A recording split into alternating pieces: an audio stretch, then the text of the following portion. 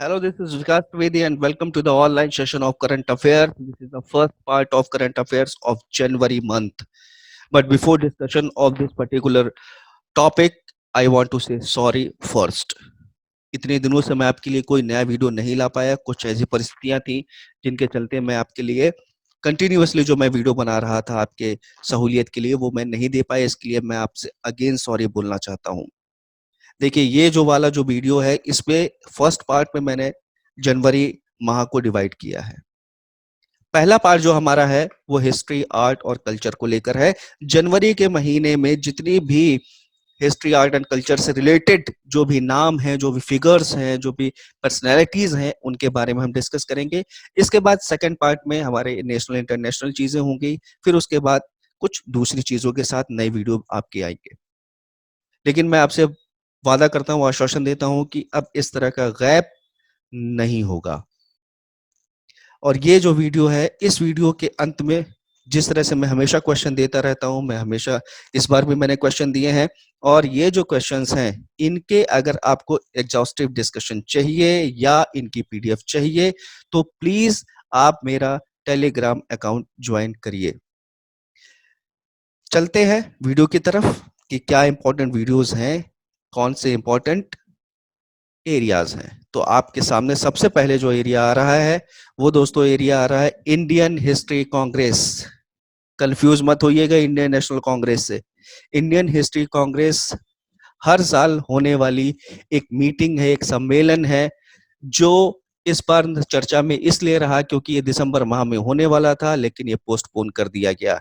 लेकिन इससे जुड़ी हुई कुछ महत्वपूर्ण जानकारियां मैं आपके लिए लाया हूं। देखिए इसमें जितना भी मैं मैटर है, मैं बहुत सारे अच्छे न्यूज़पेपर से, बहुत अच्छी कोचिंग्स की वेबसाइट में जो मटेरियल दिए रहते हैं उन सारी चीजों से मैं तैयार करके बिल्कुल कंसाइज्ड वे में मैं आपके लिए लाता हूं। तो इंडियन हिस्ट्री कांग्रेस न्यूज में रही। जैसा कि मैंने हमेशा आपको बताया, इस बार भी मैं बता रहा हूँ, कुछ कीवर्ड्स आपके लिए इंपॉर्टेंट हैं जो जानना जरूरी है, जिनके आधार पर क्वेश्चन बनते हैं। तो इंडियन हिस्ट्री कांग्रेस की अगर मैं बात करूं तो सबसे इंपॉर्टेंट जो कीवर्ड्स है, ये कौन सा सेशन था? It was the 80th session. लेकिन ये हुआ कहाँ? तो आप ये देख सकते हो, कन्नूर में हुआ जो केरला में है। लेकिन अगर इसके इससे रिलेटेड स्टैटिक जीके के बारे में पूछा जाए कि इंडियन हिस्ट्री कांग्रेस कब फाउंड किया गया और ये किस तरह से फाउंड किया गया, तो यहाँ पर आपकी जानकारी के लिए मैंने बना रखा है कि ये 1935 में फाउंड किया गया। और 1935 का जो ईयर है वो इंडियन हिस्ट्री में बहुत इंपॉर्टेंट है क्योंकि गवर्नमेंट ऑफ इंडिया एक्ट 1935 आया था। हो सकता गवर्नमेंट ऑफ इंडिया एक्ट से भी आपसे क्वेश्चन पूछ लिए जाए क्योंकि 1935 ईयर ये कॉमन है इंडियन हिस्ट्री कांग्रेस और गवर्नमेंट ऑफ इंडिया एक्ट 1935 के लिए। तो इसके बारे में ये कहा जाता है, it is the largest association of professional historians in south Asia. और दूसरी जो जानकारी है वो ये है द BISM। BISM का फुल फॉर्म मैं आपसे क्वेश्चन में पूछूंगा, तब तक आप सारे लोग तैयार करिए कि इसका फुल फॉर्म क्या हो सकता है। The BISM organised an all India congress in 1935 to celebrate its silver jubilee in Pune. तो आप ये देख सकते हो कि 1935 में इसकी सिल्वर जुबली जो है मनाने के लिए ये सारी चीजें की गई थी। As an outcome the Indian History Congress was thus born with about 50 delegate. जैसे क्वेश्चन पूछा जाता है दोस्तों कि इंडियन नेशनल कांग्रेस की जो पहली बैठक हुई तो उसमें कितने डेलीगेट्स ने पार्टिसिपेट किया था, इसी तरह से यहाँ से भी पूछा जा सकता है कि इंडियन हिस्ट्री कांग्रेस में पहली बार जो बैठक हुई थी उसमें कितने डेलीगेट्स ने पार्टिसिपेट किया था। तो आंसर आपको पता है। अब दूसरी हिस्ट्री की एमिनेंट पर्सनालिटी जिनको हर बच्चा जानता है वो है गुरु गोविंद सिंह, सिखों के 10वें गुरु, जिन्होंने बहुत सारी चीजें सिख धर्म में ऐड की। और खासकर आप ये जानते हो कि जो है पंच का यानी 5K का इंपॉर्टेंस कितना ज्यादा है सिख धर्म के लिए, ये सारी चीजें गुरु गोविंद सिंह ने शुरू की थी। सारे लोगों को पता है कि इनका जो जन्म हुआ था वो पटना में हुआ था, और आप जानते हैं कि पटना साहब कितना फेमस तीर्थ स्थल है सिखों के लिए। थोड़ी सी जानकारी आप देख सकते हो कि इनका जन्म कब हुआ था, 1666 में हुआ था। बहुत ही इजीली याद करने वाली डेट है 1666। और इनकी जो लास्ट जो लड़ाई हुई थी वो बैटल ऑफ मुक्तसर में हुई थी, और ये जो मुक्तसर जगह है ये पंजाब में है। तो गुरु गोविंद सिंह के बारे में हिस्ट्री में बहुत सारी चीजें आप लोगों को पता है, बट ये कौन सी जो है आप कह सकते हो कि वर्षगांठ थी, ये आपको पता होना चाहिए। इसके बाद जो हमारा नेक्स्ट टॉपिक आता है वो क्लासिकल लैंग्वेज का आता है, और क्लासिकल लैंग्वेज हमेशा से एक बहुत महत्वपूर्ण टॉपिक रहा है हमारे करंट अफेयर्स का भी, और साथ साथ हमारे आर्ट एंड कल्चर का। अब तक की अगर मैं बात करूं तो 6 लैंग्वेजेस ऐसे हैं जिनको क्लासिकल लैंग्वेज का दर्जा मिल चुका है, और यहाँ पर आप देख सकते हो ब्लू कलर से मैंने लिख रखा है तमिल, संस्कृत, कन्नड़, तेलुगु, मलयालम और उड़िया। ये न्यूज में क्यों रहा? इसलिए न्यूज में रहा क्योंकि आप देख रहे हो यहाँ की 93rd addition of Akhil Bharatiya Marathi साहित्य सम्मेलन, और resolution was passed demanding the declaration of Marathi as classical language. इसलिए क्लासिकल लैंग्वेज न्यूज में रही है क्योंकि मराठी के लिए एक रेजोल्यूशन निकाला गया कि भाई इसको भी एक क्लासिकल लैंग्वेज का दर्जा देना चाहिए। अब यहाँ पर प्रश्न आपके लिए ये बनेगा कि क्लासिकल लैंग्वेज का दर्जा पाने के लिए कौन कौन से प्रोविजंस होने जरूरी हैं, या कौन कौन से नॉर्म्स ऐसे हैं जिनको आप फुलफिल करेंगे, और फुलफिल करने के बाद फिर क्लासिकल लैंग्वेज का दर्जा दिया जाता है। लेकिन आपके लिए यहाँ पर एक बहुत महत्वपूर्ण मैं क्वेश्चन बता दूं कि आपसे यह पूछा जा सकता है, क्योंकि क्लासिकल लैंग्वेज न्यूज में रहा है, कि लेटेस्ट में जुड़ने वाली कौन सी क्लासिकल लैंग्वेज है। तो आप यहाँ पर देख सकते हो हर क्लासिकल लैंग्वेज के सामने मैंने इसका जो है एक ईयर भी लिख रखा है, तो आप यहाँ से पता लगा सकते हो कि ये कौन सी ऐसी भाषा है क्लासिकल लैंग्वेज जो लास्ट में या सबसे लेटेस्ट जोड़ी गई। आगे बढ़ते हैं, इसमें एक स्क्रिप्ट की बात हो रही है, भारतीय स्क्रिप्ट की बात हो रही है, ये न्यूज में रही है। आपको पता है इतिहास में आपको स्क्रिप्ट बहुत इंपॉर्टेंट होती है। मेसोपोटामिया की स्क्रिप्ट क्या थी, इंडस वैली सिविलाइजेशन की स्क्रिप्ट क्या थी, ब्राह्मी स्क्रिप्ट क्या थी, खरोष्ट स्क्रिप्ट क्या थी। तो स्क्रिप्ट पर ही आप देख सकते हो कि कोई भी भाषा का जो है निर्धारण होता है कि कैसी होती है। अगर हम हिंदी की बात करें तो ये देवनागरी स्क्रिप्ट है। ब्राह्मी स्क्रिप्ट और खरोष्ट स्क्रिप्ट के बारे में आप जानते हो कि जेम्स प्रिंसेप ने इसका जो है इसको डिकोड किया था। तो स्क्रिप्ट से रिलेटेड यहाँ पर एक न्यूज आई है, और आईआईटी मद्रास के लोगों ने एक नई स्क्रिप्ट डेवलप की है, और ये जो नई स्क्रिप्ट डेवलप की गई है ये डॉक्टर श्रीनिवास चक्रवर्ती के गाइडेंसशिप में की गई है। आईआईटी मद्रास के स्टूडेंट और डॉक्टर श्रीनिवास चक्रवर्ती ने 9 भारतीय भाषाओं को इकट्ठा करके भारतीय स्क्रिप्ट बनाई। तो ये आपके लिए जानना जरूरी है। एक छोटा सा क्वेश्चन आपसे पूछा जा सकता है, और इससे रिलेटेड हिस्ट्री के भी क्वेश्चन स्क्रिप्ट से रिलेटेड पूछे जा सकते हैं। जैसे आप जानते हो कि हम इंग्लिश में कितने वोवेल और कॉन्सोनेंट होते हैं, हिंदी के में अगर देखें तो कितने स्वर और व्यंजन होते हैं। इसी तरह से भारतीय स्क्रिप्ट की भी अपनी एक स्पेसिफिसिटी है, और इसमें यह कहा गया है कि इसमें 17 वोवेल है और 22 कॉन्सोनेंट्स है, यानी स्वर और व्यंजनों की संख्या ये चीज है। तो भारतीय स्क्रिप्ट के बारे में आपको पता चल गया। आगे बढ़ते हैं, एक इंपॉर्टेंट बैटल की बात इसमें कही गई है, और वो बैटल है भीमा कोरेगांव बैटल, जिसकी 202वीं एनिवर्सरी मनाई गई। और ये लड़ाई कब लड़ी गई थी ये जानना आपके लिए बहुत जरूरी है। 1818 में लड़ी गई थी। क्यों लड़ी गई थी? क्योंकि कहीं ना कहीं ब्रिटिश और जो है जो मराठी थे, मराठास थे, उनके लिए कहा जाता है कि एक तरह से अंतिम निर्णायक युद्ध था अंग्रेजों के लिए ये एंग्लो मराठा वॉर का। और खासकर ये इसलिए और चर्चा में रहता है क्योंकि कहीं ना कहीं ये कास्टिज्म से भी जुड़ा है। इसमें दलित प्राइड को जो है दर्शाने की कोशिश की गई है। तो आप यहाँ देख सकते हो, the battle has come to be seen as a symbol of Dalit pride because a large number of soldier in the company force were the Mahar Dalits, since the Peshwa, who were Brahmin, were seen as oppressor of Dalits. The victory of Mahar soldiers over the Peshwa force is seen as Dalit assertion. तो इसकी 202वीं anniversary मनाई गई। कब पहली बार लड़ाई हुई थी तो ये आपको पता चल गया। इसका मेन कारण क्या था, ये क्यों लाइट में रही, इसका भी आपको कारण पता चल गया। तो और यही सारे एरिया हैं जहां से आपके क्वेश्चंस बन सकते हैं। इसके बाद बहुत ही इंपॉर्टेंट मेले की बात कही जा रही है, माधवपुर मेला ऑफ गुजरात। आपको सबसे पहला जो क्वेश्चन आपका बनेगा वो दोस्तों यही बनेगा कि माधवपुर का मेला कहाँ लगता है, जैसे सूरज कुंड का मेला कहाँ लगता है। तो माधवपुर का मेला बहुत ही इंपॉर्टेंट है। The Madhavpur gate, a small but culturally significant village, is the place where, according to folklore, Lord Krishna married Rukmani, the daughter of King Bhishmak. तो यहां पर आप ये देख सकते हो कि ये जो माधवपुर का मेला है, इसके पीछे एक रिलीजियस कारण क्या है, क्वेश्चन आपका ये भी बन सकता है। तो यहां पर ऐसा माना जाता है कि लॉर्ड कृष्ण ने, जो भगवान कृष्ण थे, उन्होंने रुक्मणी से विवाह किया था, जो भीष्मक की पुत्री थी। This event is commemorated by a culture fair held every year commencing on Ramnavami. The Madhavpur Mela Gujarat is shares its connection to the Mishmi tribe of Arunachal Pradesh. और यहां पर अगर हम बात करें तो जितने 8 स्टेट्स ने इस माधवपुर मेला में पार्टिसिपेट किया।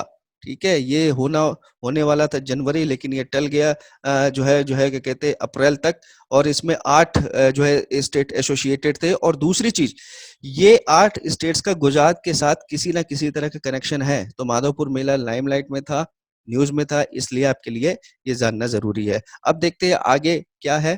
तो आगे आप देखते हैं लॉर्ड कर्जन की बात आ गई है। लॉर्ड कर्जन इस युग में कैसे आ गए, और वो भी करंट अफेयर्स में? ये तो सोचने वाली बात है। एक्चुअली क्या हुआ कि बंगाल के गवर्नर के एक ट्वीट के कारण, आप देख सकते हो Bengal governor tweets about iconic Lord Curzon table gets trolled.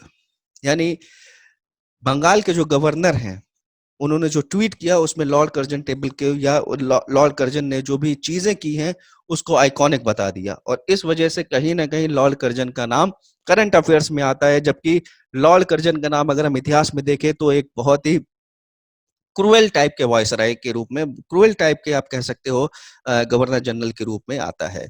तो अब यहाँ पर जो आपके लिए क्वेश्चन बन सकते हैं वो क्वेश्चन ये बन सकते हैं कि भाई लॉर्ड कर्जन कब से कब तक रहा। तो यहाँ पर आप देख सकते हो कि 1899 से लेकर 1905 में रहा। और 1905 आपके लिए बहुत इंपॉर्टेंट डेट है, क्योंकि यहाँ पर बंगाल विभाजन को हम देखते हैं, बंगाल पार्टीशन।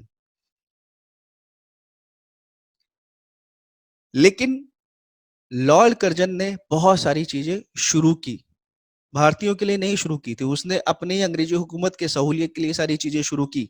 जैसे यहाँ पर आप देख सकते हो, और इनसे ही रिलेटेड आपसे क्वेश्चन पूछे जाएंगे, लॉर्ड कर्जन ने कौन कौन से काम किए। तो आप यहाँ पर देखते हो, instituted in 1902 a university commission, the Indian university act 1904, the agriculture research institute इन पूसा, ये बहुत इंपॉर्टेंट है।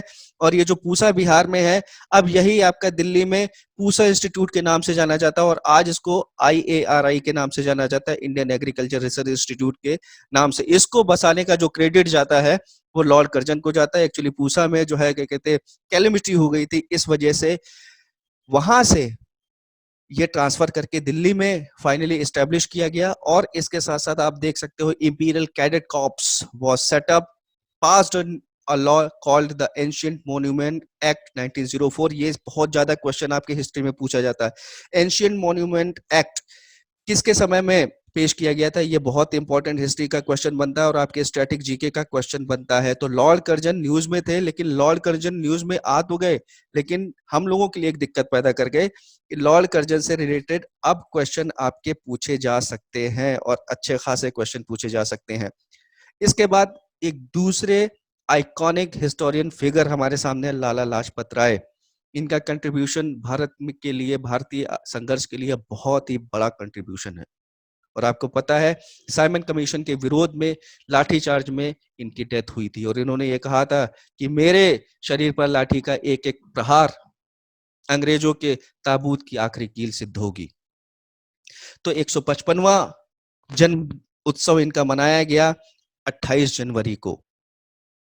और क्या क्या चीजें, क्या क्या इनके महान काम रहे, बहुत सारे काम रहे, उसको हम हिस्ट्री में चर्चा करेंगे। लेकिन यहाँ पर करंट अफेयर्स को देखते हुए थोड़ा सा हम ये देखते हैं कि 155वीं वर्षगांठ रही इनके जन्म की। Help found the Punjab national bank, it is very important. वो सारे बच्चे जो बैंकिंग की तैयारी कर रहे हैं, ये बहुत इंपॉर्टेंट उनके लिए बात है कि पीएनबी को स्टैब्लिश करने में किसका हाथ है। तो पीएनबी को स्टैब्लिश करने में जो सहायता प्रदान की वो लाला लाजपत राय ने की। स्टैब्लिश द दयानंद एंग्लो वैदिक school in Lahore, very important. The Indian home rule of America in New York city in 1917, बहुत इंपॉर्टेंट है ये सारी चीजें। तो लाला लाजपत राय इस तरह से एमिनेंट फिगर के रूप में आज करंट अफेयर्स के रूप में हमारे सामने है।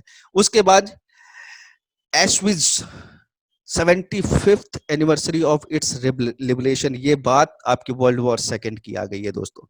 तो ये चर्चा में रहा, ये न्यूज में रहा है। अब यहाँ पर इससे रिलेटेड आपसे क्वेश्चन पूछे जाते थे कि ये थोड़ा सा आप ये कह सकते हो कि टिपिकल नेम है, इसलिए ये आप यकीन मानिए कि इससे निश्चित क्वेश्चन किसी न किसी एग्जाम में पूछा जाएगा। एशविज 75th anniversary of its liberation, देखते हैं क्या है। During the world war second the government of Nazi Nazi Hitler की पार्टी थी, Nazi German killed approximately 17 million people across Europe in camps specially designated for killing. आप ये जानते हैं कि होलोकॉस्ट की घटना जो जुड़ी हुई है वो जुड़ी हुई है आपकी हिटलर से। द कैंप एट एशविज इन जर्मन ऑक्युपाइड पोलैंड, तो ये क्या चीज है, आप ये से यही क्वेश्चन पूछ लिया जाएगा कि एशविज का मतलब क्या होता है। तो पोलैंड में जर्मनी के द्वारा जो एरिया, जो कैंप लगाए गए, जो एरिया ऑक्युपाइड किया गया, उन्हीं को एशविज के नाम से जाना जाता है। Was the largest inside in size which became center of holocaust history, so it is important to know this was the largest site for the holocaust, और यही चीज आपके लिए एग्जाम में इंपॉर्टेंट है, ये याद रखना होगा। in 2005 the UN designated January 27 as the International Holocaust Remembrance Day, so it is very important to note down, और यहां से क्वेश्चन आपका पूछा जाएगा। मैंने भी इस तरह का क्वेश्चन आपसे पूछा है। देखते हैं आगे कुछ है आपके लिए इंपॉर्टेंट चीज और, या क्वेश्चन का दौर शुरू होता है। बिल्कुल है, एक्सकवेशन से रिलेटेड है। देखिए एक्सकवेशन की अगर हम बात करें तो जितनी भी हिस्ट्री की जितनी भी हमारे पास एविडेंसेस है वो एक्सकवेशन के आधार पर ही हमें हमारे सामने हमें मिलती हैं। नगरधान एक्सकवेशन क्यों ये न्यूज में रहा, इसलिए न्यूज में रहा क्योंकि यहाँ पर ये एक्चुअली पहले तो नगरधान ये प्लेस कहाँ है, ये नागपुर में प्लेस है, ठीक है। और ये किस चीज के एक्सकवेशन से रिलेटेड है, ये वाकाटक डायनेस्टी के से रिलेटेड है। वाकाटक डायनेस्टी बहुत इंपॉर्टेंट है अगर हम इतिहास की बात करें। थोड़ा सा गौर कीजिए आप जो है गुप्त पीरियड पर, अगर आपको गुप्त पीरियड थोड़ा सा भी याद होगा तो उसमें आपने प्रभावती गुप्त के बारे में पढ़ा होगा। प्रभावती गुप्त के ताम्रपत्र यानी कॉपर प्लेट से हमें वास्तव में एक हायर की एक जीनोलॉजी पता चलती है गुप्त वंशों की। और प्रभावती गुप्त का जो विवाह हुआ था वो वाकाटक किंग के साथ हुआ था जिनका नाम था रुद्रसेन सेकंड। तो ये नगरधान एक्सकवेशन इसी से रिलेटेड है और यही आपके क्वेश्चन का एरिया भी बनता है। So it is very important to note down कि भाई ये क्या सारी चीजें हैं। आगे हम देखते हैं, बेलम केव्स की बात कही गई है। बेलम केव्स फेस्टिवल 2020 आप देख सकते हो जनवरी में ये जो है आंध्र प्रदेश की गवर्नमेंट के द्वारा होस्ट किया गया। आप यहाँ पर देख सकते हो इनसे जो क्वेश्चन पूछे जाएंगे, बेलम केव्स की लोकेशन क्या है, साइज क्या है, क्या स्पेशल फीचर है और किस तरह से ये बनती है। तो ज्योग्राफी से भी रिलेटेड है इसमें चीजें, इसमें हिस्ट्री से भी रिलेटेड है। तो यहाँ पर आप ये देख सकते हो लोकेशन की अगर हम बात करें तो लोकेशन इनकी कहाँ है, तो लोकेशन इनकी दोस्तों आंध्र प्रदेश में है और आंध्र प्रदेश में कुर्नूल डिस्ट्रिक्ट में है। देखिए आगे सबसे पहले अगर हम स्लाइड की बात करें तो उसमें कन्नूर आया था, कन्नूर केरला में है, कुर्नूल आंध्र प्रदेश में है, इसलिए दोस्तों कंफ्यूज मत होइएगा। अगर इससे क्वेश्चन पूछा जाएगा तो कुर्नूल और कन्नूर दोनों ऑप्शन यकीन मानिए आपको दिए जाएंगे। दूसरी चीज हम देखते हैं कि साइज क्या है। तो अभी तक की जो सबसे बड़े साइज की जो केव मानी गई है वो मानी गई आपकी क्रेमलियात प्रा केव। ये कहाँ पे है, ये आपकी मेघालय में। और मेघालय के बाद दूसरे नंबर की जो सबसे बड़ी केव है वो बेलम केव है। फीचर्स आप देख सकते हो इसके फॉर्मेशन और जो है फीचर्स किस तरह से रहे आप ये यहाँ पर ये देख सकते हो। फॉर्मेशन की अगर मैं बात करूं तो the cave system was formed over the course of tens of thousand of year by the constant flow of underground water from the now disappeared river Chitravati. तो ये बहुत इंपॉर्टेंट है और यही चीज आपसे पूछी जाएगी कि भाई इसका फॉर्मेशन कैसे हुआ। तो ये ज्योग्राफी से रिलेटेड आपका क्वेश्चन रहा है। आगे बढ़ते हैं दोस्तों, और आगे जो आपका दौर आता है एज यूजुअल क्वेश्चंस का दौर आता है। आप यहाँ पर क्वेश्चन देख रहे हो, ये पहला वीडियो ऐसा है जिसमें मैंने आंसर्स नहीं दिए हैं और आपसे उम्मीद मैं करता हूं कि ये आंसर मुझे आप कमेंट बॉक्स में लिख कर देंगे। इन क्वेश्चंस के बारे में जो चर्चा होगी वो मैंने आपको पहले ही बता दिया था कि मेरा एक जो है टेलीग्राम ग्रुप है। टेलीग्राम ग्रुप पर मैं जो है इसका एक एग्जॉस्टिव डिस्कशन करूंगा। तो अगर आपको लगता है कि उस डिस्कशन में आपको पार्टिसिपेट करना चाहिए, सिर्फ करंट अफेयर्स की नहीं, वहां पर जीएस से रिलेटेड हर विषय की चर्चा होती है, विषय से रिलेटेड प्रश्न पूछे जाते हैं, बहुत सारे व्यक्ति उसमें जुड़े हुए हैं, बहुत सारे स्टूडेंट जुड़े हुए हैं जो अपनी तरह से आंसर देते हैं, और फिर मैं चाहे वो वॉइस मैसेज हो चाहे वो वीडियो के थ्रू है, मैं उन सारी चीजों का जो है समाधान करता हूँ, कोशिश करता हूँ कि सेटिस्फाइड रहे। तो अगर आपको इस पूरे वीडियो की पीडीएफ चाहिए, इन क्वेश्चंस के बारे में एग्जॉस्टिव डिस्कशन चाहिए, तो प्लीज मेरा टेलीग्राम ग्रुप ज्वाइन करें। तो दोस्तों आज के लिए इतना ही, मिलेंगे एक नए वीडियो के साथ। Thank you so much.